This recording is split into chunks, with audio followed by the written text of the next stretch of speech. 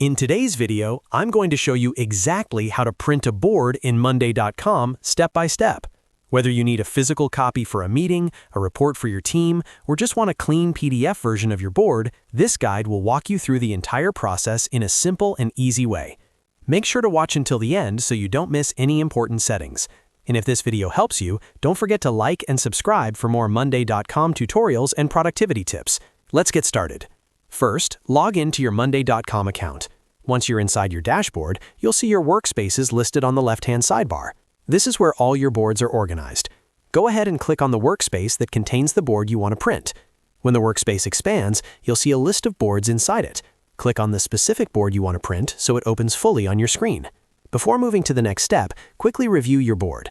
Make sure it's filtered exactly the way you want it to appear in the print version. For example, if you only want certain groups or items visible, apply those filters now. Whatever is visible on your screen will influence how the exported file looks, so it's always a good idea to double-check. Now that your board is open, look at the top right corner of the screen. You'll see a three-dot icon, also known as the board menu. Click on the three dots to open the drop-down menu. This menu contains several options for managing your board, including duplication, archiving, and exporting options.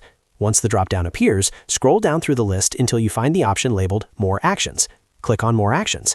A secondary menu will open, giving you additional advanced options for your board.